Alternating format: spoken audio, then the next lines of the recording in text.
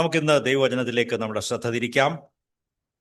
ഇന്നത്തെ വചന ധ്യാനത്തിന് ആധാരമായി പത്രോസിന്റെ 2-ാം പുസ്തകം 1-ാം അധ്യായം 3-ഉം 4-ഉം വചനങ്ങൾ വായിക്കാം. 2 Peter chapter 1 verses 3 and 4. തന്റെ മഹത്വത്താലും ശ്രേഷ്ഠതയാലും നമ്മെ വിളിച്ചവന്റെ പരിജ്ഞാനത്താൽ അവന്റെ ദിവ്യശക്തി ജീവനും ഭക്തിക്കും ആവശ്യമായതൊക്കെയും നമുക്ക് ദാനം ചെയ്തിരിക്കുന്നുവല്ലോ. അവയാൽ അവൻ നമുക്ക് വിലയേറിയതും അതിമഹത്വവുമായ വാഗ്ദത്തങ്ങൾ നൽകിയിരിക്കുന്നു. ഇവയാൽ നിങ്ങൾ ലോകത്തിൻ മോഹത്താലുള്ള നാശം വിട്ടൊഴിഞ്ഞിട്ട് ദിവ്യ സ്വഭാവത്തിന് കൂട്ടാളികളായി തീരുവാൻ ഇടവരുന്നു. വളരെ അനുഗ്രഹീതമായ ഒരു വചനമാണ് നാം വായിച്ചു കേട്ടത്. ദിവ്യ സ്വഭാവത്തിന് എങ്ങനെ പങ്കാളികളായി തീരാം? Partaking of divine nature. ഇക്കാര്യത്തെക്കുറിച്ചായിരിക്കും നാം ഇന്ന് ചിന്തിക്കുക. പത്രോസ് അപ്പോസ്തലൻ, അദ്ദേഹത്തിന്റെ പശ്ചാത്തലം നമുക്കറിയാം. അദ്ദേഹം വലിയ പണ്ഡിതനും മിടുക്കനുമൊന്നും ആയിരുന്നില്ല. മീൻ പിടിക്കുന്ന മുക്കുവനായിരുന്നു. ആ കാര്യത്തിൽ മിടുക്കനായിരുന്നു. എന്നാൽ മറ്റു കാര്യങ്ങളൊന്നും അദ്ദേഹത്തിന് അറിഞ്ഞുകൂടാതിരുന്നു. യേശുവിനോടൊപ്പം ശിഷ്യനായി യേശു തിരഞ്ഞെടുത്തു. 3.5 വർഷം യേശുവിനോടൊപ്പം ആയിരുന്നു. പരിശുദ്ധാത്മാവിനാൽ നിറയപ്പെട്ട് സഭയുടെ ഉദ്ഘാടനം നിർവഹിപ്പാൻ ദൈവം പത്രോസിനെ ഉപയോഗിച്ചു. ഈ കാര്യങ്ങളൊക്കെ അപ്പോസ്തല പ്രവൃത്തികളിൽ നാം വായിക്കുന്നു. അതിനുശേഷം ദൈവം അദ്ദേഹത്തെ ശക്തിപ്പെടുത്തി ദൈവികമായ സത്യങ്ങൾ പ്രസംഗിക്കുവാനും രേഖപ്പെടുത്തുവാനും ബൈബിൾ എഴുതുവാനും ഒക്കെ അദ്ദേഹത്തെ ദൈവം ഉപയോഗിച്ചു. അങ്ങനെയാണ് ഇത്രയും വലിയ ഗഹനമായ കാര്യങ്ങൾ നമുക്ക് പറഞ്ഞു തരുവാൻ ദൈവം അദ്ദേഹത്തെ ഉപയോഗിച്ചത്. ഈ വചനങ്ങളൊക്കെയും വളരെ അത്ഭുതകരമായ സത്യങ്ങളാണ്. ഈ മനുഷ്യനെ പരിശുദ്ധാത്മാവാണ് രൂപാന്തരപ്പെടുത്തി ഇങ്ങനെയുള്ള ആത്മീക സത്യങ്ങൾ, ദൈവിക സത്യങ്ങൾ രേഖപ്പെടുത്തി നമുക്ക് തരുവാനായിട്ട് അദ്ദേഹത്തെ രൂപാന്തരപ്പെടുത്തിയത് എന്ന് ഞാൻ പറയാൻ ആഗ്രഹിക്കുന്നു. പത്രോസിനെ ദൈവം രൂപാന്തരപ്പെടുത്തിയെങ്കിൽ എന്നെയും നിങ്ങളെയും ദൈവത്തിന് വളരെ ഈസി ആയിട്ട് മാറ്റുവാനും വ്യത്യാസപ്പെടുത്തുവാനും വലിയ കാര്യങ്ങൾ നമ്മൾ കൂടെ ചെയ്യുവാനും ദൈവത്തിന് സാധിക്കും എന്ന് നാം വിശ്വസിക്കേണ്ടത് ആവശ്യമാണ്. എങ്ങനെയാണ് ദിവ്യ സ്വഭാവത്തിന് അഥവാ ദൈവിക സ്വഭാവത്തിന് ഒരു സാധാരണക്കാരനായ മനുഷ്യൻ എങ്ങനെ പങ്കാളിയായി തീരും എന്നുള്ള കാര്യമാണ് ഈ വചനങ്ങളുടെ പ്രമേയം എന്ന് ഞാൻ പറയട്ടെ. 3ആയിട്ട് തിരിച്ച് ഞാനത് പറയാൻ സാധിക്കും. ആ വചനങ്ങൾ ഞാൻ മറ്റൊരു തർജ്ജമയിൽ നിന്ന് വീണ്ടും വായിക്കാം. അവിടുത്തെ ദിവ്യശക്തി ഭക്തിപൂർവമായ ജീവിതത്തിന് ആവശ്യമായതെല്ലാം നമുക്ക് നൽകിയിരിക്കുന്നു. അവ നമുക്ക് ലഭിച്ചത് തേജസ്സിനാലും ശ്രേഷ്ഠതയാലും നമ്മെ വിളിച്ച ദൈവത്തെക്കുറിച്ചുള്ള പരിജ്ഞാനത്തിലൂടെയാണ്. ഇവയിലൂടെ തന്നെയാണ് തൻ്റെ അതുല്യവും മഹനീയവുമായ വാഗ്ദാനങ്ങളും അവിടുന്ന് നമുക്ക് നൽകിയത്. തന്മൂലം നിങ്ങൾക്ക് ദുർമോഹത്താൽ ഉണ്ടാകുന്ന ലോകമാലിന്യങ്ങളിൽ നിന്ന് വിമുക്തരായി ദൈവിക സ്വഭാവത്തിൽ പങ്കാളികളായി തീരുവാൻ കഴിയും. എങ്ങനെ ദൈവിക സ്വഭാവത്തിൽ പങ്കാളികളായി തീരുവാൻ കഴിയും എന്ന് ഇവിടെ ദൈവദാസനായ പത്രോസ് നമ്മോട് വ്യക്തമാക്കുകയാണ്. ഒന്നാമത്തെ കാര്യം ഞാൻ ആദ്യം പറയട്ടെ. എന്താണ് ദൈവമക്കളുടെ സോഴ്സ്? എന്താണ് ആത്മീയ ജീവിതത്തിന്, ദൈവിക സ്വഭാവത്തിന് പങ്കാളികളാകുവാൻ നമ്മെ സഹായിക്കുന്ന സോഴ്സ് അഥവാ ഉറവ എന്താണ്? എന്താണ് അതിൻ്റെ ഉത്ഭവം? എന്താണ്, എവിടുന്നാണ് ഈ നന്മകളൊക്കെ ഉണ്ടായി വരുന്നത്? അതാണ് ആദ്യത്തെ വിഷയം. അതിനെക്കുറിച്ച് ഇവിടെ 2 കാര്യങ്ങൾ പറയുന്നു. നമുക്ക് എങ്ങനെ ഈ ദിവ്യ സ്വഭാവത്തിൽ പങ്കാളികളാകാൻ സാധിക്കും? 2 കാര്യങ്ങളാണ് അതിന് ദൈവം പറഞ്ഞിരിക്കുന്നത്. ഒന്ന്, അവിടുത്തെ ദിവ്യശക്തി എന്നാണ് 3-ാം വാക്യത്തിൽ പറയുന്നത്. അത് ദൈവത്തിൻ്റെ പരിശുദ്ധാത്മാവിൻ്റെ ശക്തിയാണ്. പരിശുദ്ധാത്മാവിൻ്റെ ശക്തിയാലാണ് ഒരുവന് ജയകരമായി ജീവിക്കുവാൻ സാധിക്കുന്നത്. മറ്റുള്ളവരെ അനുഗ്രഹിച്ചുകൊണ്ട് ജീവിക്കുവാൻ സാധിക്കുന്നത് പരിശുദ്ധാത്മാവിൻ്റെ ശക്തിയാലാണ്. രണ്ടാമത്, അത് 4-ാം വാക്യത്തിലാണ് പറയുന്നത്, അതിമഹത്തായ വാഗ്ദത്തങ്ങളും നിങ്ങൾക്ക് ലഭിച്ചിരിക്കുന്നു. അതുകൊണ്ട് ദൈവത്തിൻ്റെ വാഗ്ദത്തങ്ങൾ, his promises, his power and his promises, ഈ 2 കാര്യങ്ങളാണ് ദൈവിക സ്വഭാവത്തിന് ഓഹരിക്കാരാകുവാൻ നമ്മെ സഹായിക്കുന്ന 2 ഘടകങ്ങൾ. എന്തൊക്കെയാണ്? ഒന്ന്, ദൈവത്തിൻ്റെ ദിവ്യമായ ശക്തി, പരിശുദ്ധാത്മാവിൻ്റെ ശക്തി. 2, ദൈവത്തിൻ്റെ മഹത്തായ വാഗ്ദാനങ്ങൾ. His power and his promises. പ്രിയ സഹോദരി സഹോദരന്മാരെ, ഈ രണ്ട് കാര്യങ്ങളെയും മുറുകെ പിടിച്ചുകൊള്ളണം. അത് സ്വന്തമാക്കി എടുക്കണം. ദൈവത്തിൽ നിന്ന് പ്രാപിക്കണം. ദൈവമേ, അങ്ങയുടെ ശക്തി എനിക്ക് വേണം. പരിശുദ്ധാത്മാവിന്റെ പുത്തൻ നിറവഭിഷേകം എനിക്ക് വേണം. അങ്ങയുടെ നൽകപ്പെട്ട വാഗ്ദാനങ്ങൾ ഞാൻ വിശ്വസിച്ച് മുറുകെ പിടിക്കേണ്ടത് ആവശ്യമാണ്. അവയെ എൻ്റെ സ്വന്തമാക്കി എടുക്കേണ്ടത് ആവശ്യമാണ്. ഈ രണ്ട് കാര്യങ്ങൾ ദൈവത്തിന്റെ പരിജ്ഞാനത്തിലൂടെയാണ് നമുക്ക് നൽകപ്പെട്ടിരിക്കുന്നത്. ദൈവം തന്റെ ജ്ഞാനത്തിൽ നമുക്കിത് നൽകിയിരിക്കുന്നു. ഞാൻ നിങ്ങളും ഈ കാലങ്ങളിൽ ദൈവിക പരിജ്ഞാനത്താൽ ഈ കാര്യങ്ങളെ കണ്ടെത്തി ഏറ്റെടുത്ത് ജീവിക്കേണ്ടത് ആവശ്യമാണ്. കർത്താവിന് മഹത്വം. ദൈവത്തിന്റെ ആത്മാവിന്റെ ശക്തിക്കായി നമുക്ക് തുടർന്നും ദൈവത്തോട് പ്രാർത്ഥിച്ചുകൊണ്ടിരിക്കാം. കർത്താവെ, ഇന്നലത്തെ തീക്കനൽ ഇന്ന് ചാരമായി മാറിയിട്ടുണ്ട്. എനിക്ക് പുത്തൻ ശക്തിയും പുതിയ അഭിഷേകവും ഓരോ ദിവസവും ജീവിക്കാൻ ആവശ്യമായ പുതിയ ദൈവാത്മാവിന്റെ നിറവും നടത്തിപ്പും എനിക്ക് ആവശ്യമുണ്ട് എന്ന് പറഞ്ഞ് നമുക്ക് ഇന്ന് രാവിലെ ദൈവത്തെ സമീപിക്കാം. ഇതൊക്കെ നമുക്ക് നൽകുവാൻ ദൈവം സമ്പന്നനാണ്. ദൈവത്തെക്കുറിച്ച് പറയുന്നത് അവിടുന്ന് സമ്പന്നനായ ഒരു പിതാവാകുന്നുവെന്നാണ്. ദൈവത്തിന്റെ വാഗ്ദത്തങ്ങളെ കുറിച്ച് ഏതാനും വചനങ്ങൾ നമുക്ക് നോക്കാം. ദൈവം നൽകിയ വാഗ്ദത്തങ്ങൾ എന്തൊക്കെയാണ്? അതെങ്ങനെയാണ് നമുക്ക് ഏറ്റെടുക്കുവാൻ കഴിയുന്നത്? എബ്രായരുടെ പുസ്തകം 13-ാം അധ്യായം 5-ാം വചനം എടുക്കാം. Hebrews chapter 13 verse 5. നിങ്ങളുടെ ജീവിതം ദ്രവ്യാഗ്രഹമില്ലാത്തതാകട്ടെ, ഉള്ളതുകൊണ്ട് തൃപ്തിപ്പെടുവീൻ. ഞാൻ നിന്നെ ഒരു നാളും കൈവിടുകയില്ല, ഉപേക്ഷിക്കുകയുമില്ല എന്ന് അവൻ അരുളി ചെയ്തിരിക്കുന്നുവല്ലോ. ഇത് ദൈവം നൽകിയ മഹത്തായ ഒരു വാഗ്ദത്തമാണ്. ഈ വാഗ്ദത്തങ്ങളെ കുറിച്ച് മറ്റൊരിടത്ത് അപ്പോസ്തലനായ പൗലോസ് പറയുന്നു, ദൈവത്തിന്റെ വാഗ്ദത്തങ്ങൾ നിരവധിയാണ്, അതെല്ലാം അവനിൽ യേശുക്രിസ്തുവിൽ ആമേൻ ഉവ്വ് എന്നാണ്. അതിന്റെ അർത്ഥം ദൈവം തന്റെ വാഗ്ദത്തങ്ങൾ നമുക്ക് തന്നിട്ടുണ്ടെങ്കിൽ അത് നിശ്ചയമായിട്ടും നിറവേറും. ഉവ്വ് ആമേൻ, അത് സംഭവിക്കും, അത് ജീവിതത്തിൽ യാഥാർത്ഥ്യമായി തീരും. ഇന്ന് രാവിലെ ദൈവത്തിന്റെ വാഗ്ദത്തങ്ങളെ കേൾക്കാം, വിശ്വസിക്കാം, ഏറ്റെടുക്കാം, മുറുകെ പിടിക്കാം, ജീവിതത്തിൽ ഏറ്റെടുത്ത് സ്വന്തമാക്കാം. അതാണ് ദൈവം ആഗ്രഹിക്കുന്നത്. ദൈവത്തിന്റെ വചനത്തിലുള്ള മറ്റൊരു വാഗ്ദത്തം നോക്കാം. റോമർ 16-ാം അധ്യായം 20-ാം വചനത്തിലാണ് ആ വാഗ്ദത്തം ഉള്ളത്. Romance chapter 16 verse 20. സമാധാനത്തിന്റെ ദൈവം വേഗത്തിൽ സാത്താനെ നിങ്ങളുടെ കാൽ കീഴിൽ ചതച്ചു കളയും. നമ്മുടെ കർത്താവായ യേശുക്രിസ്തുവിന്റെ കൃപ നിങ്ങളോട് കൂടെ ഉണ്ടായിരിക്കുമാറാകട്ടെ. കേൾക്കുക, ഇത് ഒരു പ്രോമിസാണ്, ഒരു വാഗ്ദത്തമാണ്. എന്താണ് പ്രോമിസ്? സമാധാനം നൽകുന്ന ദൈവം വേഗത്തിൽ സാത്താനെ നിങ്ങളുടെ കാൽ കീഴെ ചതച്ചു കളയും. നിങ്ങൾ അവനെ ചതച്ച് മെതിക്കും. അതിന്റെ അർത്ഥം നിങ്ങൾക്ക് ആത്മീയ ജീവിതത്തിൽ പിശാചിന്റെ മേൽ നിങ്ങൾക്ക് ദൈവം എത്രയും വേഗം വിജയം നൽകും എന്നാണ് ആ വാഗ്ദത്തം. അത് ഏറ്റെടുക്കാമോ?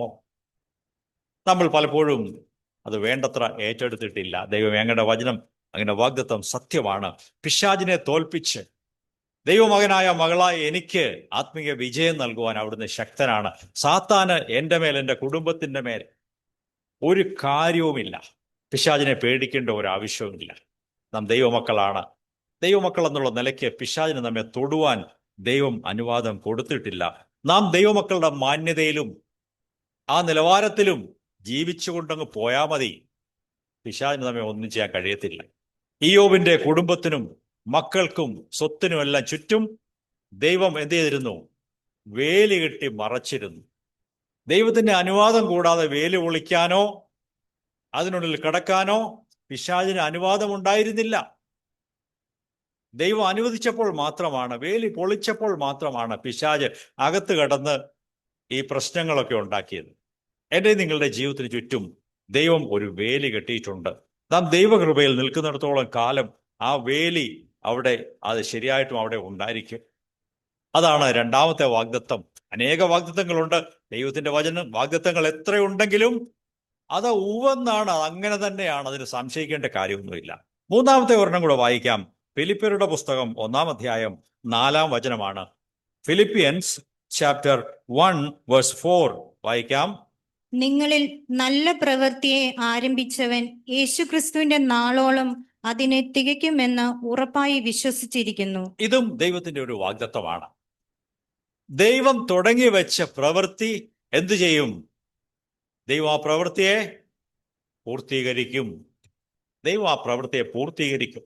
നാം രക്ഷിക്കപ്പെട്ടു, ദൈവമക്കളായി തീർന്നു. അവിടെ കൊണ്ട് കാര്യം തീരുന്നില്ല. മുമ്പോട്ട് ഇനി അനേകം കാലഘട്ടങ്ങൾ ഇനി പോകാനുണ്ട്, വർഷങ്ങൾ കടന്നു പോകണം. നിത്യതയിൽ കർത്താവിൻ്റെ കൂടെ ആയിത്തീരുന്നത് വരെയും ആ പ്രവൃത്തി മുമ്പോട്ട് ദൈവം കൊണ്ടുപോകും. സഹോദരന്മാരെ, ദൈവത്തിൻ്റെ വാഗ്ദത്തങ്ങളെ നാം മുറുകെ പിടിക്കുകയാണ്. ദൈവത്തിൻ്റെ ശക്തി അത് ഏറ്റവും മഹത്തായ ഒരു വാഗ്ദത്തമാണ്. അവിടുന്ന് നമുക്കായി തൻ്റെ പരിശുദ്ധാത്മാവിനെ അയച്ചു തന്നിരിക്കുന്നു. എഫേസ്യർ 1-ാം അധ്യായത്തിൽ നാം അടിക്കടി വായിക്കാറുള്ള ആ വാഗ്ദത്തം എന്താണ്? നിങ്ങൾക്ക് വേണ്ടി വിശ്വസിക്കുന്ന, നിങ്ങൾക്ക് വേണ്ടി പ്രവർത്തിക്കുന്ന ദൈവത്തിൻ്റെ അളവറ്റ ശക്തിയുടെ വലിപ്പം നിങ്ങളൊന്ന് അറിയണം. ദൈവത്തിൻ്റെ ആത്മാവിനെ നിങ്ങളുടെ മേൽ അയച്ചിരിക്കുന്നു. ആ ആത്മാവിൻ്റെ ശക്തി എത്ര ശക്തമാണ്! അത് വലിയ ഡൈനമിറ്റ് പോലെയുള്ള ശക്തമായ ഒരാത്മാവിൻ്റെ പ്രവൃത്തിയാണ്. നമ്മെ രൂപാന്തരപ്പെടുത്തുവാനും വ്യത്യാസപ്പെടുത്തുവാനും നമ്മിൽ കൂടെ ദൈവത്തിൻ്റെ പ്രവൃത്തി നടത്തുവാനും ഒക്കെ പരിശുദ്ധാത്മാവ് ഈ കാലങ്ങളിൽ ആഗ്രഹിക്കുന്നു. ദിവ്യ സ്വഭാവത്തിന് നമ്മളെ കൂട്ടാളികളാക്കുവാനുള്ള ദൈവത്തിൻ്റെ ഉറവിടം, അതിൻ്റെ സോഴ്സ് എന്ന് പറയുന്നത് ദൈവത്തിൻ്റെ ശക്തിയും ദൈവത്തിൻ്റെ വാഗ്ദത്തവുമാണ്. ഈ രണ്ട് കാര്യങ്ങളും നമുക്കായി ദൈവം നൽകിയിരിക്കുന്നു. എന്താണ് ദൈവം നൽകിയത് എന്ന് നമുക്ക് നോക്കാം. 3-ാം വാക്യം, അതായത് 2 പത്രോസ് 1-ാം അധ്യായം 3-ാം വാക്യത്തിൽ പറയുന്നു, തൻ്റെ മഹത്വത്താലും വീര്യത്താലും നമ്മെ വിളിച്ചവന്റെ പരിജ്ഞാനത്താൽ അവന്റെ ദിവ്യശക്തി നമുക്ക് ജീവനും ഭക്തിക്കും വേണ്ടിയതൊക്കെയും ദാനം ചെയ്തിരിക്കുന്നു. എന്താ ദാനം ചെയ്തിരിക്കുന്നത്? എന്താണ് ദൈവം നമുക്ക് നൽകിയത്? അതാണ് രണ്ടാമത്തെ കാര്യം. ജീവനും ഭക്തിക്കും വേണ്ടിയത് എന്ന് വെച്ചാൽ ഭക്തിയോടെ പരിശുദ്ധതയോടെ ജീവിക്കുവാൻ ആവശ്യമായതെല്ലാം, ഈ ലോകത്തിലെ ജീവിതത്തിന് ആവശ്യമായതും ഭക്ഷണവും വസ്ത്രവും പാർപ്പിടവും ഭൗതികമായ എല്ലാ കാര്യങ്ങളും, ഭക്തിയോടെ ജീവിക്കുവാൻ ആവശ്യമായ എല്ലാ സാധ്യതകളും ദൈവം നമുക്ക് നൽകിയിരിക്കുന്നു. പ്രിയപ്പെട്ടവരെ, ദൈവത്തെ ഭയപ്പെടുന്ന വിശുദ്ധമായ ഒരു ജീവിതമാണ് ഈ കാലയളവിൽ ദൈവം നമ്മിൽ നിന്ന് പ്രതീക്ഷിക്കുന്നത്. നാം അതിനാവശ്യമായ കാര്യങ്ങൾ ദൈവത്തിൽ നിന്ന് പ്രാപിക്കുവാൻ തക്കവണ്ണം ദൈവം നമുക്ക് നൽകിയിട്ടുമുണ്ട്.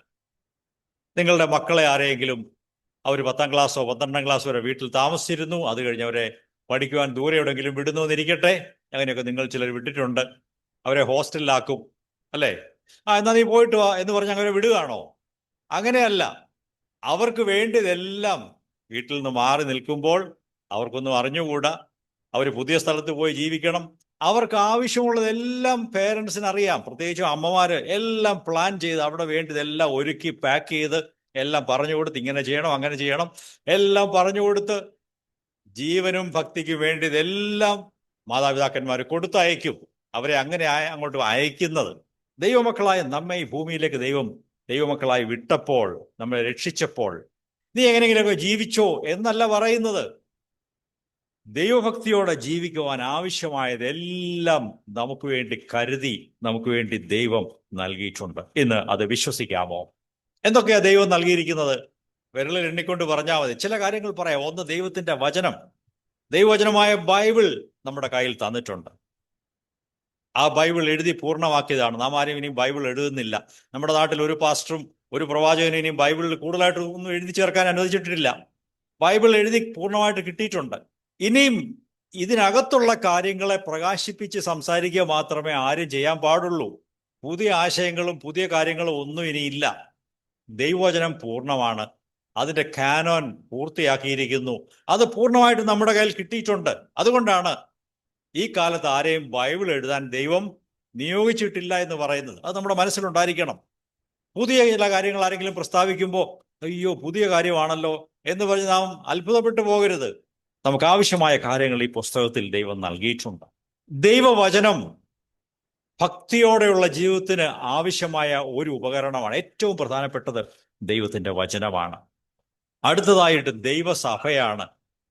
ഭക്തിയോടെ ജീവിക്കുവാൻ നമ്മെ സഹായിക്കുന്ന കാര്യം ദൈവത്തിൻ്റെ സഭയാണ്. The church of the living God, ദൈവസഭ. ആ സഭയിൽ ചേർന്ന് നാം പ്രവർത്തിക്കുകയും ജീവിക്കുകയും ചെയ്യുമ്പോൾ ഭക്തിയോടുകൂടെ എങ്ങനെ ജീവിക്കാൻ പറ്റും, പരിശുദ്ധമായി പവിത്രതയോടെ എങ്ങനെ ജീവിക്കാൻ പറ്റുമെന്ന് പഠിക്കാനുള്ള ഒരു നല്ല അന്തരീക്ഷമാണ് ദൈവസഭ എന്ന് പറയുന്നത്. അതുകൊണ്ടാണ് സഭയെ നിങ്ങൾ വിലമതിക്കണം. ദൈവസഭയുടെ കൂട്ടങ്ങളെയും കൂട്ടായ്മകളെയും പ്രാർത്ഥനകളെയും നിങ്ങൾ ഉപേക്ഷയായി വിചാരിക്കരുത് എന്ന് പറയുന്നതിൻ്റെ കാരണം ഭക്തിയോടെ ജീവിക്കാൻ ആവശ്യമായതെല്ലാം ദൈവം തന്നിട്ടുണ്ട്. വചനവും മാത്രമല്ല, സഭയെയും ദൈവം നൽകിയിട്ടുണ്ട്. സഭ എന്ന് പറയുമ്പോൾ സഭയിലെ തലയായ ക്രിസ്തുവിനെയും സൗരസോരന്മാരെയും അവരുടെ കൂട്ടായ്മയെയും ദൈവം നമുക്ക് നൽകിയിട്ടുണ്ട്. നിങ്ങൾ ആത്മീയ കൂട്ടായ്മയെ വിലമതിക്കുന്നവരാണോ? ഒരു നിസ്സാര കാര്യം വരുമ്പോൾ കൂട്ടായ്മയും പ്രാർത്ഥനയും എല്ലാം മുടക്കി അങ്ങോട്ടും ഇങ്ങോട്ടും ഓടുന്നവരെ ഞാൻ കണ്ടിട്ടുണ്ട്. പ്രിയപ്പെട്ടവരെ, നിങ്ങൾ ആരും അങ്ങനെ ആകരുത്. ആരാധനയ്ക്കും കൂട്ടായ്മയ്ക്കും മീറ്റിങ്ങുകൾക്കും നിങ്ങൾ മുഖ്യത്വം കൊടുക്കണം എന്ന് ഞാൻ ഓർമ്മിപ്പിക്കട്ടെ. ഞങ്ങളൊക്കെ അങ്ങനെ മുഖ്യത്വം കൊടുത്തതുകൊണ്ട് അതിൻ്റെ നന്മയും സന്തോഷവും ഞങ്ങളുടെ ജീവിതത്തിലുണ്ട്. ആത്മീയ കൂട്ടായ്മയിൽ സഭയിൽ വരുമ്പോൾ നിങ്ങൾക്ക് ആശ്വാസം ലഭിക്കുന്നു. You are comforted. മനസ്സിന് ശാന്തതയും പിരിമുറുക്കവും ഒക്കെ ഒന്ന് അയഞ്ഞ് ശാന്തമായി ഒരു ആശ്വാസത്തോടെ ഇരിക്കുവാനും അന്യോന്യമുള്ള സംസാരത്തിൽ കൂടെയും കൂട്ടായ്മയിൽ കൂടെയും ദൈവമക്കൾക്ക് ആശ്വാസം ലഭിക്കുന്നു. മാത്രമല്ല, ക്ഷീണിച്ചിരിക്കുന്നവർക്ക് പ്രോത്സാഹനം കിട്ടുന്നു. അല്ലേ? ദൈവസഭയുടെ കൂട്ടായ്മ എന്ന് പറയുന്നത് it's A place of encouragement. നമുക്ക് ഒരു പ്രോത്സാഹനവും ഉത്സാഹവും മുമ്പോട്ട് ജീവിക്കാനും തോൽവികളെ നോക്കി ദുഃഖിച്ചുകൊണ്ടിരിക്കാതെ മുമ്പോട്ട് നോക്കി സന്തോഷത്തോടെ മുമ്പോട്ട് നോക്കി ജീവിക്കാനുമുള്ള ഒരു പ്രോത്സാഹനം നമുക്ക് ദൈവസഭയിൽ ലഭിക്കുന്നു. ദൈവത്തിന്റെ സ്തോത്രം. എൻ്റെ അനുഭവം അങ്ങനെയാണ്. ഈ കഴിഞ്ഞ അനേക വർഷങ്ങളിൽ ദൈവമക്കളുടെ കൂട്ടായ്മയാണ് എന്നെ ആത്മീയമായി ഉറപ്പിച്ച് നിർത്തി മുമ്പോട്ട് കൊണ്ടുവന്നത്. പ്രിയപ്പെട്ടവരെ, ഞാൻ അതിനോടൊപ്പം ചോദിക്കട്ടെ, നാം ഒക്കെ ഈ കാര്യങ്ങളെ വിലമതിക്കുന്നുണ്ടോ? Do we appreciate what God has done, what God has given? ദൈവം ചെയ്തതും നിങ്ങൾക്ക് നൽകിയതുമായ കാര്യങ്ങളെ നിങ്ങൾ എത്ര കണ്ട് വിലമതിക്കുന്നുണ്ട്? അതിനനുസരിച്ചായിരിക്കും, അതിനാനുപാതികമായിരിക്കും നിങ്ങളുടെ ആത്മീയ വളർച്ച എന്ന് ഞാൻ പറയാം. ദൈവം നമുക്ക് ധാരാളം കാര്യങ്ങൾ നൽകിയിട്ടുണ്ട്. ആ കാര്യങ്ങൾ ഉപയോഗിച്ചാണ് ഭക്തിപൂർവമായ ജീവിതത്തിൽ നമുക്ക് വളരുവാൻ സാധിക്കുന്നത്. പ്രിയ സഹോദരന്മാരെ, ദൈവം ഈ കാര്യങ്ങൾ നമുക്ക് വേണ്ടി തന്നിട്ടുണ്ട്. അതുകൊണ്ട് ഞാൻ കയ്യും കെട്ടി ഇരുന്നാൽ മതിയോ? നമ്മുടെ ഭാഗത്തു നിന്നും ദൈവം ചില കാര്യങ്ങൾ പ്രതീക്ഷിക്കുന്നുണ്ട്. ദൈവികമായ ആ സ്വഭാവത്തിന് പങ്കാളികളാകണമെങ്കിൽ നാവും ഇനീഷ്യേറ്റീവ് എടുക്കുവാൻ ദൈവം പ്രതീക്ഷിക്കുന്നു. അതിനെക്കുറിച്ചാണ് 2 കൊരിന്ത്യർ 7-ാം അധ്യായത്തിൽ വായിക്കുന്നത്. അതിന്റെ 1-ാം വാക്യം, 2 Corinthians chapter 7 verse 1 വായിക്കാം. പ്രിയമുള്ളവരെ, ഈ വാഗ്ദത്തങ്ങൾ നമുക്ക് ഉള്ളതുകൊണ്ട് നാം ജഡത്തിലെയും ആത്മാവിലെയും സകല അശുദ്ധിയിൽ നിന്നും നമ്മെ തന്നെ നിർമ്മലരാക്കി ദൈവഭയത്തിൽ വിശുദ്ധി പൂർണ്ണമാക്കുക. ഇവിടെ ദൈവദാസനായ പൗലോസ് നമ്മോട് ചില ആഹ്വാനങ്ങൾ തരികയാണ്. നിങ്ങളുടെ ജീവിതത്തിലെ എല്ലാ അശുദ്ധിയും കളങ്കങ്ങളും മാലിന്യങ്ങളെയും നിങ്ങൾ നിർമൂലമാക്കി അതിനെ മായ്ച്ചു കളഞ്ഞ് മാറ്റിക്കളയണം. ദൈവഭയത്തോടുകൂടെ വിശുദ്ധിയെ തികച്ച് പരിശുദ്ധമായ ജീവിതത്തിൽ നിങ്ങൾ മുന്നേറണം. പാപകരമായ കാര്യങ്ങൾക്ക് നിങ്ങളുടെ മനസ്സിലും നിങ്ങളുടെ ചിന്തയിലും നിങ്ങളുടെ വായിലെ വാക്കിലും ഒന്നും ഇനി സ്ഥാനമുണ്ടാകരുത്. നിങ്ങളുടെ വ്യവഹാരങ്ങളിലും ഇടപാടുകളിലും ഒക്കെ ആ പഴയ ദോഷകരമായ സ്വഭാവങ്ങൾ ഇനി ഇരിക്കരുത്. ദൈവഭയത്തിൽ വിശുദ്ധിയോടെ ജീവിക്കുവാൻ മനസ്സ് വെക്കണം എന്നാണ്. അതാണ് നമ്മുടെ ഡ്യൂട്ടി ആയിട്ട് പൗലോസ് അപ്പോസ്തലൻ പറയുന്നത്. This is our duty. എല്ലാ മാലിന്യങ്ങളെയും കന്മഷങ്ങളെയും ദൂരെ എറിഞ്ഞു കളഞ്ഞിട്ട് അതിനോട് ബൈ ബൈ പറഞ്ഞിട്ട് ദൈവഭയത്തോടെ വിശുദ്ധമായ ജീവിതത്തിന് വേണ്ടി മനസ്സ് വെച്ചു ദൈവമക്കൾക്ക് ചേരുന്ന അളവിൽ ബൈബിളിന്റെ അടിസ്ഥാനത്തിൽ പവിത്രമായി നിർമ്മലമായി താഴ്മയോടെ ജീവിച്ച് കർത്താവിനെ പ്രസാദിപ്പിച്ചുകൊണ്ട് മുന്നോട്ട് പോകുവാൻ ഇവിടെ ഇരിക്കുന്ന ഓരോരുത്തരോടും ദൈവം ഇന്ന് ആഹ്വാനം ചെയ്യുകയാണ്. പ്രിയപ്പെട്ടവരെ, നാം അത് ഏറ്റെടുക്കുമോ? നാം 2 കാര്യങ്ങൾ പറഞ്ഞു. ഒന്ന്, ദൈവമക്കളായ നമുക്ക് ദിവ്യ സ്വഭാവത്തിൽ ഓഹരിക്കാരാകണമെങ്കിൽ അതിനുള്ള സോഴ്സ് എന്താണ്? അത് നാം ചിന്തിച്ചു. രണ്ടാമത്, ദൈവം നമുക്ക് എന്തൊക്കെയാണ് ഈ ഉദ്ദേശത്തോടെ നൽകിയിട്ടുള്ളത്? ദൈവം നമുക്ക് ധാരാളം സഹായങ്ങൾ നൽകിയിട്ടുണ്ട്. ദൈവത്തിന്റെ ഭാഗത്ത് ഇനി കുറ്റമൊന്നുമില്ല. നാം അത് ഏറ്റെടുത്ത് ഉപയോഗിക്കുക എന്നുള്ള ആ ഒരു ബാധ്യതയാണ് നമുക്കുള്ളത്. ദൈവമേ, അങ്ങയുടെ വചനം ഏറ്റെടുക്കുവാനും അങ്ങയുടെ സഭയെ വിലമതിക്കുവാനും സൗരസൗരന്മാരെ വിലമതിക്കുവാനും കൂട്ടായ്മകൾ മുടക്കാതെ അതിൽ പങ്കെടുക്കുവാനും ദൈവികമായ ആശ്വാസവും പ്രോത്സാഹനവും പ്രാപിച്ചുകൊണ്ട് അങ്ങനെ ദൈവ ഭയത്തിൽ താഴ്മയോടെ ജീവിച്ച് വിശുദ്ധിയെ തികച്ചുകൊണ്ട് ജീവിപ്പാൻ എന്നെ സഹായിക്കണമേ എന്ന് പ്രാർത്ഥിച്ചുകൊണ്ട് നമുക്ക് മുമ്പോട്ട് പോകാം. ഇനി 3-ാമത്തെ കാര്യം, ഇത്രയും കാര്യങ്ങളൊക്കെ നാം പശ്ചാത്തലത്തിൽ ശരിയാക്കി കഴിഞ്ഞാൽ അതിനൊരു ഔട്ട്കം ഉണ്ട്, ഒരു റിസൾട്ട് ഉണ്ട്. What is the result? എന്താണ് മേൽപ്പറഞ്ഞ രീതിയിൽ നാം കാര്യങ്ങളെ കണ്ടുകൊണ്ട് ജീവിക്കുമ്പോൾ അതിന് ഒരു നല്ല ഒരു ഫലമുണ്ട്. എന്താണ് ആ ഫലം? അതാണ് 4-ാം വാക്യത്തിൽ നാം വായിച്ചത്. ഇവയിലൂടെ തന്നെയാണ് തൻ്റെ അമൂല്യവും മഹനീയവുമായ വാഗ്ദാനങ്ങൾ ദൈവം നമുക്ക് നൽകിയത്. ഈ വാഗ്ദാനങ്ങളും ദൈവത്തിൻ്റെ ശക്തിയും ഉപയോഗിച്ച് ദുർമോഹത്താൽ ഉണ്ടാകുന്ന ലോകമാലിന്യങ്ങളിൽ നിന്ന് വിമുക്തരായി ദൈവിക സ്വഭാവത്തിന് പങ്കാളികളായി തീരുവാൻ നിങ്ങൾക്ക് കഴിയും.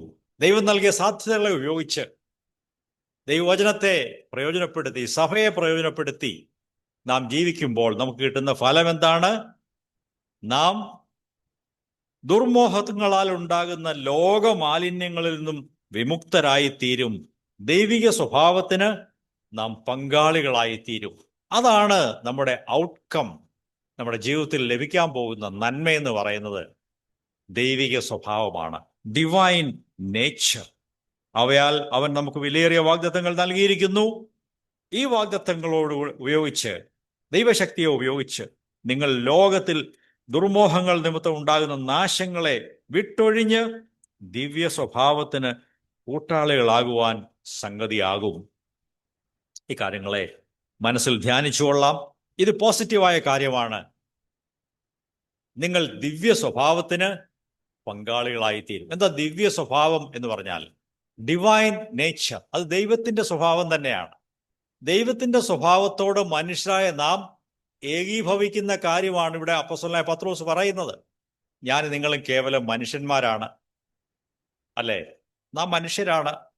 എന്നാൽ ദൈവത്തിൻ്റെ സ്വഭാവത്തിലേക്കും ഉയർന്ന തലത്തിലേക്കും നമ്മെ രൂപാന്തരപ്പെടുത്തുവാനാണ് ഈ കാലങ്ങളിൽ ദൈവം ആഗ്രഹിക്കുന്നത്, ദൈവസഭയിൽ നമ്മെ ആക്കിയിരിക്കുന്നത്. നമ്മെ പുതിയ ജീവനിലേക്ക് നടത്തിയതൊക്കെയും നമ്മെ രൂപാന്തരപ്പെടുത്തി മനുഷ്യന്റെ തരം താണ സ്വഭാവത്തിൽ നിന്ന് നമ്മെ കരകയറ്റി ദൈവികമായ സ്വഭാവത്തിലേക്ക് കൈപിടിച്ചുയർത്തുകയാണ് ദൈവത്തിൻ്റെ ലക്ഷ്യം. അതിന് മാസങ്ങളും വർഷങ്ങളും ഒക്കെ എടുക്കും. അതൊരു വലിയ നീണ്ട പ്രോസസ്സാണ്, ഒരു പ്രക്രിയയാണ്. അത് നീണ്ട ഒരു പ്രക്രിയയാണ്, സമയമെടുക്കും. നാം ദൈവത്തോടുകൂടെ ക്ഷമയോടെ സഹനത്തോടെ ജീവിച്ച് മുമ്പോട്ട് നമുക്ക് ഈ പോസിറ്റീവായ ജീവിതം എടുക്കുവാൻ സാധിക്കും. ഡിവൈൻ നേച്ചർ, ദിവ്യ സ്വഭാവം. വേറെ രീതിയിൽ പറഞ്ഞാൽ ക്രിസ്തുവിൻ്റെ മനസ്സ് എന്നും അതിനെ വിളിക്കാം. Divine nature is the mind of Christ. ക്രിസ്തുവിൻ്റെ മനസ്സും ചിന്തകളും സ്വഭാവവും, അതാണ് ദിവ്യ സ്വഭാവം എന്ന് പറയുന്നത്. ഈ ദിവ്യ സ്വഭാവത്തിലേക്ക് എന്നെയും നിങ്ങളെയും കൊണ്ടുവരിക, അത് ക്രിയാത്മകമായ പോസിറ്റീവായ ഒരു കാര്യമാണ്. ദോഷകരമായ ലോകത്തിൻ്റെ മോഹങ്ങളുമായി ബന്ധപ്പെട്ട കാര്യങ്ങളെ നാം തള്ളിപ്പറയുകയും തള്ളിക്കളയുകയും വേണമെന്നാണ് പത്രോസ് ഇവിടെ അർത്ഥമാക്കുന്നത്. ഈ ലോകത്തിൻ്റെ മോഹങ്ങൾ അത് നമ്മുടെ ജീവിതങ്ങളെ അശുദ്ധമാക്കും, അത് ദുഷിപ്പിച്ചു കളയും. ഞാനൊരു ദൃഷ്ടാന്തം ഓർക്കുന്നു, ചിലയിടത്തൊക്കെ പറഞ്ഞിട്ടുണ്ട്. നിങ്ങളുടെ കിണറ്റിൽ നിന്നും ദുർഗന്ധം വരുന്നുവെന്നിരിക്കട്ടെ. നിങ്ങൾക്ക് ചിലർക്കെങ്കിലും കിണറുണ്ട്, കിണറ്റിൽ നിന്ന് ദുർഗന്ധം വരുന്നു. അത് തലേദിവസം വരെ വെള്ളം കോരി കുടിച്ചുകൊണ്ടിരുന്നതാണ്. നോക്കിയപ്പോൾ എന്തോ വെള്ളത്തിൽ പൊങ്ങിക്കിടക്കുന്നു.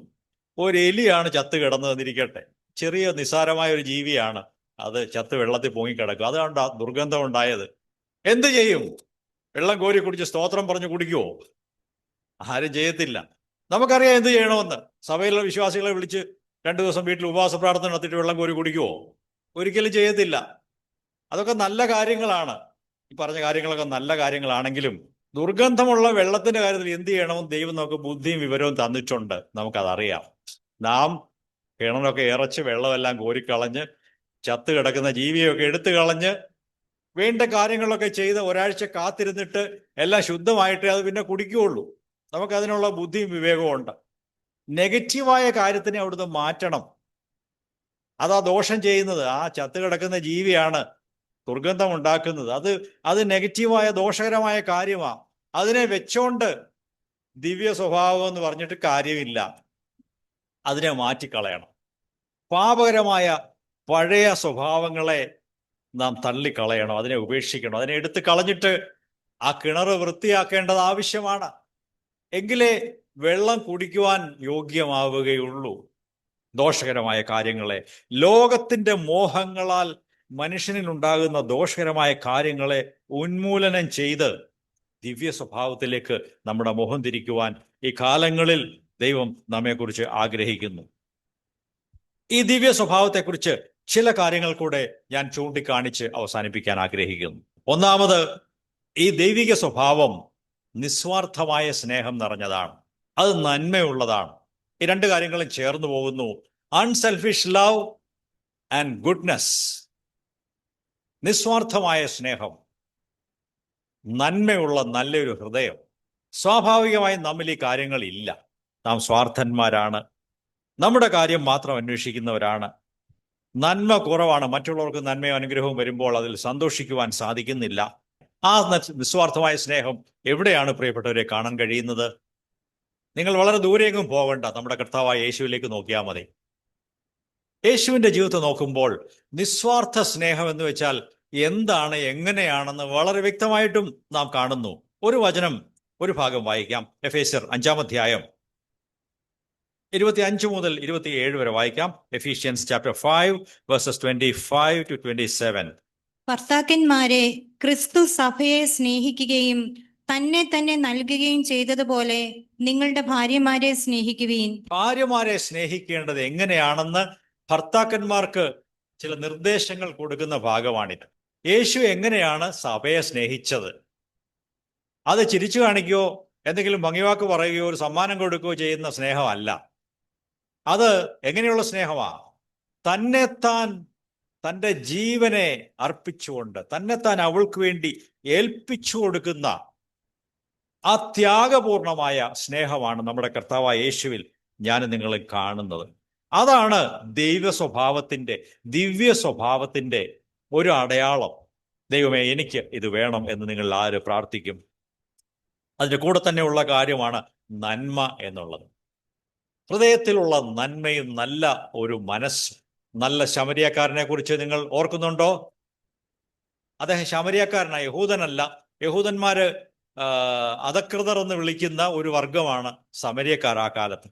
എങ്കിലും ഈ ശമരിയക്കാരൻ ഇസ്രായേൽക്കാർക്ക് അധമനായിരുന്നു, മോശക്കാരനായിരുന്നു. എങ്കിലും അവനൊരു നല്ല മനസ്സുണ്ടായിരുന്നു. ഈ ലേവ്യനും പുരോഹിതനും ഒന്നും ഇല്ലാഞ്ഞ ഒരു നല്ലൊരു മനസ്സ്, നന്മ ചെയ്യാനും കരുണ കാണിക്കാനുമുള്ള ഒരു നല്ല മനസ്സ് ഈ പുറജാതിക്കാരനായ ഈ ശമരിയക്കാരനുണ്ടായിരുന്നു എന്ന് നാം വായിക്കുന്നുണ്ടല്ലോ. മുറിവേറ്റ് അർദ്ധപ്രാണനായി കിടക്കുന്ന ഒരു മനുഷ്യനെ കണ്ടപ്പോൾ അവൻ എന്തു ചെയ്തു? അവനോട് മനസ്സലിവ് തോന്നി. അവൻ്റെ കഴുതയെ അവിടെ നിർത്തി യാത്ര മതിയാക്കിയിട്ട് ഇറങ്ങിച്ചെന്ന് അവനെ ശുശ്രൂഷിച്ചു, അവനെ ജീവനിലേക്ക് മടക്കിക്കൊണ്ടുവരാൻ സഹായിച്ചു. അവനെക്കുറിച്ചാണ് പറയുന്നത്. അവൻ നല്ല മനുഷ്യനായിരുന്നു, അവൻ്റെ ഉള്ളിൽ നന്മയുണ്ടായിരുന്നു. ഇങ്ങനെ ചെയ്താൽ എനിക്കെന്ത് കിട്ടും എന്ന് അവൻ ആലോചിച്ചൊന്നുമില്ല. ദൈവം അവൻ്റെ ഉള്ളിൽ കൊടുത്ത നന്മയുടെ ഒരു പ്രതിഫലനമായിരുന്നു ആ പാവപ്പെട്ട സാധു മനുഷ്യനെ അവൻ സഹായിച്ചതിലൂടെ അവൻ കാണിച്ചത്. 1 പത്രോസ് 1-ാം അധ്യായം 22-ാം വചനം കൂടെ വായിക്കാം.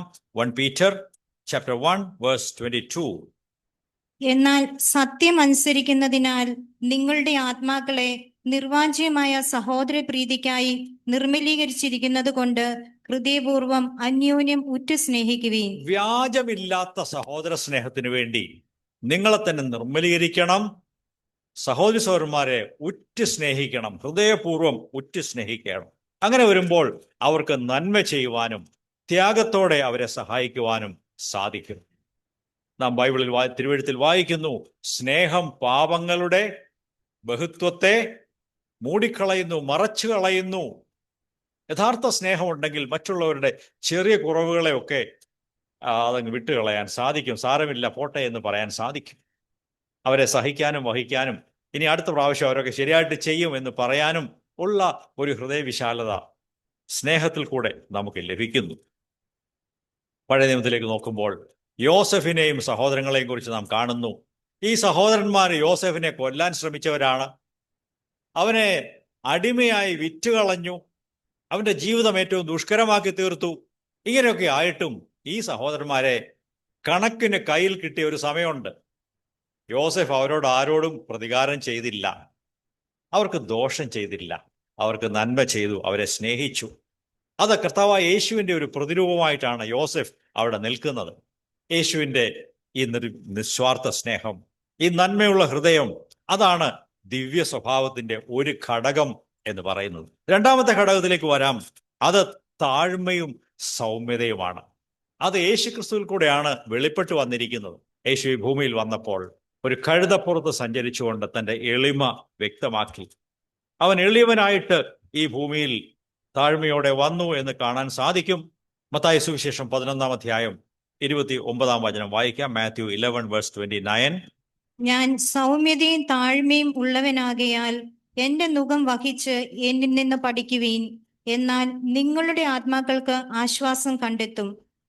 സൗമ്യതയും താഴ്മയുമുള്ള യേശുവിനെ അവിടെ നാം കാണുന്നു. യേശു സ്വയം പ്രഖ്യാപിക്കുകയാണ്, ഞാൻ മനത്താഴ്മയുള്ളവനാണ്, ഞാൻ അഹങ്കാരിയും പൊങ്ങച്ചക്കാരനും ഒന്നും അല്ല, താഴ്മയുള്ളവനാണ്.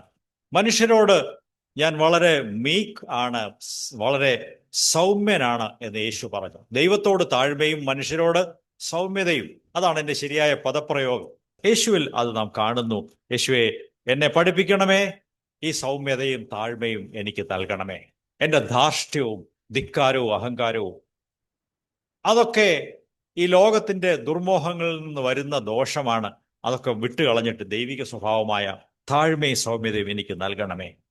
ദൈവദാസനായ ദൈവപുരുഷനായ മോശയെക്കുറിച്ചും അങ്ങനെയാണ് നാം വായിക്കുന്നത്. മോശയെക്കുറിച്ചും കൂടെ ഒരു വചനം വായിക്കാം. സംഖ്യാപുസ്തകം 12-ാം അധ്യായം 3-ാം വചനം, നമ്പേഴ്സ് ചാപ്റ്റർ 12:3 വായിക്കാം. മോശ എന്ന പുരുഷനോ ഭൂതലത്തിലുള്ള സകല മനുഷ്യരിലും അതിസൗമ്യനായിരുന്നു. ആ കാലത്ത് ജീവിച്ചിരുന്ന ഒരുപക്ഷെ ലക്ഷക്കണക്കായ കോടിക്കണക്കായ ആളുകളിൽ വെച്ച് ഏറ്റവും മനത്താഴ്മയും സൗമ്യതയും എളിമയും ഉള്ള മനുഷ്യനായിട്ട് മോശയെയാണ് ദൈവം കണ്ടെത്തിയത്. അതുകൊണ്ടാണ് ഇസ്രായേലിനെ വിടുവിക്കുവാനും നയിക്കുവാനും നായകനാകുവാനുമായിട്ടും ദൈവം മോശയെ ചുമതലപ്പെടുത്തിയത് എന്ന് നാം തിരുവെഴുത്തിൽ കാണുന്നു. ദിവ്യ സ്വഭാവത്തിന്റെ രണ്ടാമത്തെ അടയാളമാണ് ഹൃദയത്തിന്റെ താഴ്മയും സൗമ്യതയും എളിമയും, തങ്ങളെ തന്നെ ചെറുതായിട്ട് കാണുന്ന ആ മനോഭാവം. അത് നമുക്കുണ്ടോ സഹോദരന്മാരെ? മൂന്നാമത്തേത് ക്ഷമിക്കുന്നതും സഹിക്കുന്നതുമാണ്. Forgiveness and patience with others.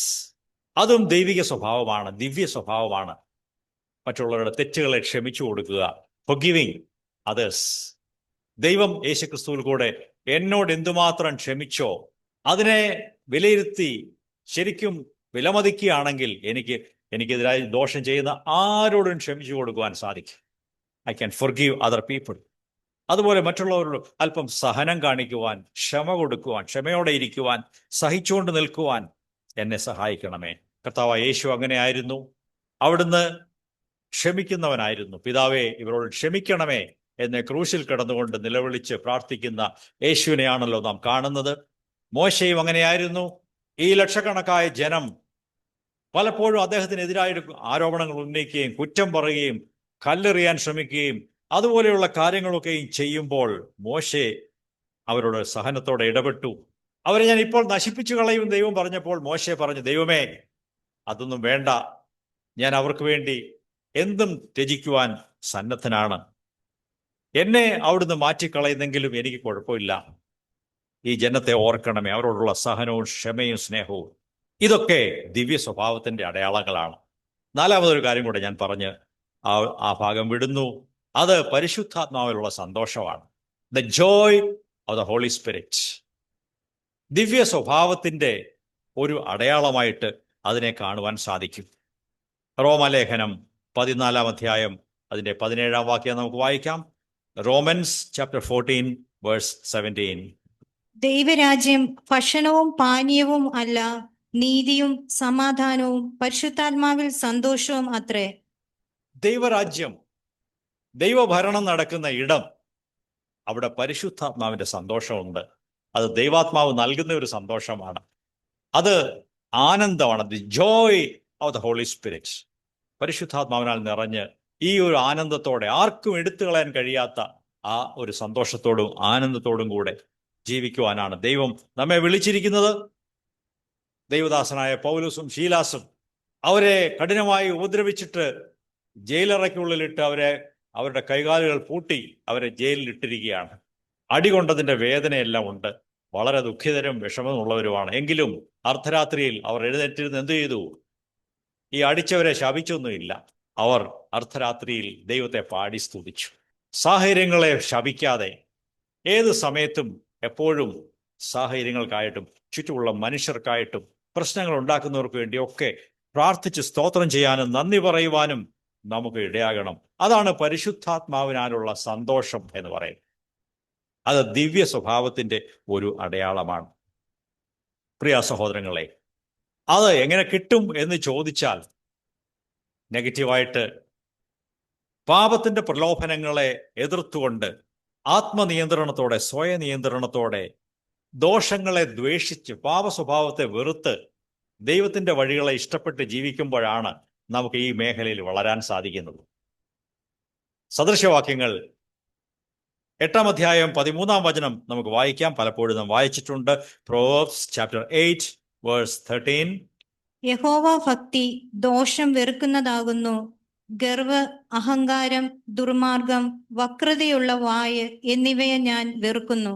The fear of the Lord is to hate evil.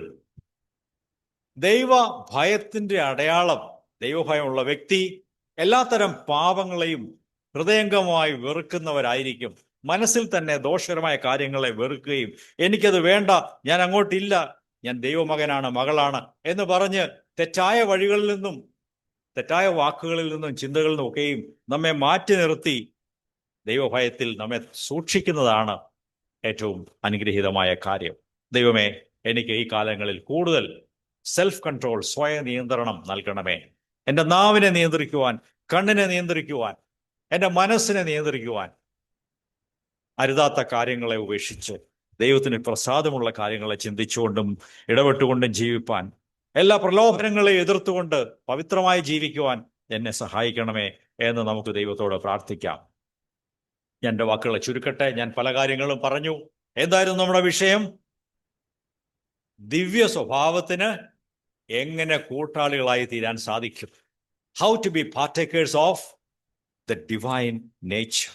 എന്നാൽ ഞാൻ പറയട്ടെ സഹോദരന്മാരെ, ഇവിടെ ഇരിക്കുന്ന നിങ്ങൾക്ക് ഓരോരുത്തർക്കും മനസ്സ് വെച്ചാൽ ഇവിടേക്ക് വരുവാനും ദിവ്യ സ്വഭാവത്തിന് ഓഹരിക്കാരാകാനും കഴിയും എന്നുള്ളതാണ് ഏറ്റവും സന്തോഷകരമായ കാര്യം. കർത്താവിന് സ്തോത്രം. ദൈവം നമ്മെ ഉയർന്ന തലത്തിലേക്കാണ് വിളിക്കുന്നത്, ഉന്നതമായ ജീവിതത്തിലേക്കാണ് വിളിക്കുന്നത്. ദൈവരാജ്യത്തിൽ നമ്മെ ആക്കി വയ്ക്കുവാനും കർത്താവിലുള്ള സന്തോഷത്തോടെ ജീവിപ്പാനും ദൈവം നമ്മെക്കുറിച്ച് ആഗ്രഹിക്കുന്നു. ഒടുവിലായി വെളിപ്പാട് പുസ്തകത്തിൽ നിന്നും 2 വചനങ്ങൾ കാണിക്കാം. അത് നാം കർത്താവിനായിട്ട് നാം ഒരുങ്ങി ജീവിക്കണം എന്ന് പറയുന്ന ഭാഗമാണ്. വെളിപ്പാട് പുസ്തകം 19-ാം അധ്യായം 7-8 വാക്യങ്ങൾ വായിക്കാം. Revelation chapter 19 verses 7 and 8. നാം സന്തോഷിച്ച് ഉല്ലസിച്ച് അവന് മഹത്വം കൊടുക്കുക. കുഞ്ഞാടിന്റെ കല്യാണം വന്നുവല്ലോ, അവന്റെ കാന്തിയും തന്നെത്താൻ ഒരുങ്ങിയിരിക്കുന്നു. അവൾക്ക് ശുദ്ധവും ശുഭ്രവുമായ വിശേഷ വസ്ത്രം ധരിക്കുവാൻ കൃപ ലഭിച്ചിരിക്കുന്നു. ആ വിശേഷ വസ്ത്രം വിശുദ്ധന്മാരുടെ നീതി പ്രവർത്തികൾ തന്നെ. വിശുദ്ധന്മാരുടെ നീതി പ്രവർത്തികൾ ആണ് ഈ കുഞ്ഞാടിന്റെ കാന്തയുടെ വിശേഷ വസ്ത്രം. അത് ദിവ്യ സ്വഭാവത്തെയാണ് ചൂണ്ടിക്കാണിക്കുന്നത്. ദൈവമക്കളായ നാം ഓരോരുത്തരും ഈ വിശേഷ വസ്ത്രം ധരിച്ചുകൊണ്ട് ദിനം പ്രതി ജീവിക്കുകയും എല്ലാ പാപകരമായ മോശമായ വേഷങ്ങളെയും ഉപേക്ഷിച്ച് ഈ ശുഭ്രവും ശുദ്ധവുമായ വിശേഷ വസ്ത്രം ധരിക്കുന്ന, നീതിയോടെ ജീവിക്കുന്ന, പവിത്രമായി ജീവിക്കുന്ന ജീവിതത്തിലേക്കാണ് ദൈവം നമ്മെ ആഹ്വാനം ചെയ്യുന്നത്. അടുത്ത അധ്യായത്തിലേക്ക് വരുമ്പോൾ 21-ാം അധ്യായത്തിൽ നാം വീണ്ടും കാണുന്നു പുതിയ യെരുശലേമിനെ കുറിച്ച്. കുഞ്ഞാടിന്റെ കാന്ത എന്നാണ് അവിടെ പറയുന്നത്. 2 വചനങ്ങൾ വായിക്കാം. വെളിപ്പാട് 21, 9-10 വാക്യങ്ങൾ. അന്ത്യബാധ 7 നിറഞ്ഞ 7 കലശങ്ങൾ ഉണ്ടായിരുന്ന 7 ദൂതന്മാരിൽ ഒരുവൻ വന്ന് എന്നോട്, വരിക, കുഞ്ഞാടിന്റെ കാന്തയായ മണവാട്ടിയെ കാണിച്ചു തരാം എന്ന് പറഞ്ഞു. ഇവിടെ ദൈവത്തിന്റെ ദൂതൻ യോഹന്നാനോട് പറയുക, യോഹന്നാൻ ഇങ്ങോട്ട് വാ, ഞാൻ നിനക്ക് ഒരാളെ കാണിച്ചു തരാം. ആരെയാ കാണിക്കാൻ പോകുന്നത്? മണവാട്ടിയാ കാണിക്കാൻ പോകുന്നത്. കുഞ്ഞാടിന്റെ കാന്തയായ മണവാട്ടിയെ കാണിച്ചു തരാം. ഈ മണവാട്ടി എന്നുള്ള പ്രയോഗം മനുഷ്യർക്ക് മനസ്സിലാകാൻ വേണ്ടി ബൈബിളിൽ എഴുതിയിരിക്കുന്ന ഒരു ഉപമാനമാണ്. കാരണം സ്വർഗത്തിൽ ഭാര്യയും ഭർത്താവും മണവാളനും മണവാട്ടിയും ഒന്നും ഇല്ല. ആ വശവും നിങ്ങൾ ചിന്തിച്ചു തുടങ്ങണം. ഈ ഭൂമിയിലുള്ളതുപോലെ ഭാര്യയും ഭർത്താവും മണവാളനും മണവാട്ടി ആണും പെണ്ണും ഒന്നും സ്വർഗത്തിലില്ല. അവിടെ കുഞ്ഞാടും ഭാര്യയായ ഒരു സ്ത്രീ ഇങ്ങനെ ഇരിക്കുന്നത് ചിന്തിക്കാനൊക്കത്തില്ല. അങ്ങനെയൊന്നും അല്ല സ്വർഗത്തിൽ ചെല്ലുമ്പോൾ. എന്നാൽ നമുക്ക് മനുഷ്യരായ നമ്മുടെ പരിമിതികളിൽ മനസ്സിലാക്കുവാൻ ഈ ഉപമാനം ദൈവം വെച്ചിരിക്കുകയാണ്. അത് അടുത്ത വാക്യം വായിക്കുമ്പോൾ അറിയാം. ഈ കുഞ്ഞാടിന്റെ കാന്ത ഒരു സ്ത്രീയാണെന്നാണ് നാം ചിന്തിക്കേണ്ടത്, അല്ലെ? സ്ത്രീകളാ കാന്തമാരെന്ന് പറയുന്നത്. എന്നാൽ ഇവിടെ സ്ത്രീയും പുരുഷനും ഒന്നും അല്ല. ആരാ കാന്ത? വായിച്ച അടുത്ത വാക്യം. അവൻ എന്നെ ആത്മവിവശതയിൽ ഉയർന്നൊരു വൻമലയിൽ കൊണ്ടുപോയി ആ. യെരുശലേം എന്ന വിശുദ്ധ നഗരം സ്വർഗത്തിൽ നിന്ന് ദൈവസന്നിധിയിൽ നിന്ന് തന്നെ ദൈവ തേജസ് ഉള്ളതായി ഇറങ്ങുന്നത് കാണിച്ചു തന്നു. കുഞ്ഞാടിന്റെ കാന്ത എന്ന് പറഞ്ഞിട്ട് അടുത്ത വാക്യത്തിൽ ആ കാന്തയെ നോക്കാൻ പറഞ്ഞപ്പോ എന്താ കണ്ടത്? അവിടെ ഒരു സുന്ദരിയായ സ്ത്രീയെ അല്ല കണ്ടത്. ഈ കാന്തയുടെ സ്ഥലത്ത് എന്താ കണ്ടത്? ഒരു വിശുദ്ധ നഗരം, യെരൂശലേം എന്ന വിശുദ്ധ നഗരം ഇതാ ഇറങ്ങി താഴോട്ട് ഇങ്ങനെ ഇറങ്ങി വരുന്നു. ഇതെങ്ങനെയാ തമ്മിൽ യോജിപ്പിക്കുന്നത്? ദൈവത്തിന്റെ പദ്ധതിയിൽ ഉള്ള കാര്യങ്ങളെല്ലാം നമുക്ക് മനസ്സിലാക്കുവാൻ ബുദ്ധിമുട്ടുണ്ട്. കുഞ്ഞാടിന്റെ കാന്തയെക്കുറിച്ച് അതൊരു വിശുദ്ധ നഗരമാണ്. It is a holy city എന്നവിടെ പറയുന്നു. ചുരുക്കി പറഞ്ഞാൽ കർത്താവായ കുഞ്ഞാടായ ക്രിസ്തുവിന് ചേരുന്ന സ്വഭാവമുള്ള ഒരു വിശുദ്ധ നഗരമായി നാം പണിയപ്പെടണം. അത് മണവാട്ടി എന്നുള്ള പദപ്രയോഗം അവിടെ പറഞ്ഞിട്ടുണ്ട്. മണവാളനും മണവാട്ടിയും എങ്ങനെ ഒരേ മനസ്സുള്ളവരായി ഒന്നിച്ച് ചേർന്ന് ഒരു യൂണിറ്റായിട്ട് പോകുന്നുവോ അതുപോലെ ദൈവരാജ്യത്തിൽ ചെല്ലുമ്പോൾ നാം ക്രിസ്തുവുമായിട്ടും ദൈവമുമ്പാകെ ചേർന്ന് പോകുന്നവരും ഒരേ മനസ്സുള്ളവരും ക്രിസ്തുവായിട്ടും ഐഡന്റിഫൈ ചെയ്ത് ഏകീഭവിച്ച് നാം ദൈവത്തിൽ ചേർന്ന് ജീവിക്കുന്ന ഒരു വിശുദ്ധ മന്ദിരമായിരിക്കുന്ന ഒരു അവസ്ഥയാണ്. നമ്മുടെ പരിമിതമായ ബുദ്ധിക്ക് ഇതെല്ലാം മനസ്സിലാക്കുവാൻ എനിക്ക് സാധ്യമല്ല, നമുക്കും പ്രയാസമാണ്. ദൈവമേ, ഈ കാര്യങ്ങളെ എനിക്ക് മനസ്സിലാക്കി തരണമേ.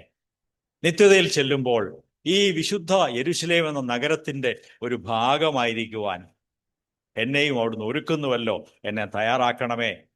ദിവ്യ സ്വഭാവത്തിന് പങ്കാളിയായി ജീവിച്ച് ഈ പുതിയ യെരൂശലേമിന്റെ ഭാഗമായിരിക്കുവാനും ദൈവരാജ്യത്തിൽ ദൈവം എന്നെക്കുറിച്ച് ആഗ്രഹിക്കുന്ന സന്തോഷകരമായ അവസ്ഥയിൽ എന്നെ ആക്കണമേ എന്ന് പ്രാർത്ഥിച്ചുകൊണ്ട് നമുക്ക് മുമ്പോട്ട് ജീവിക്കാം.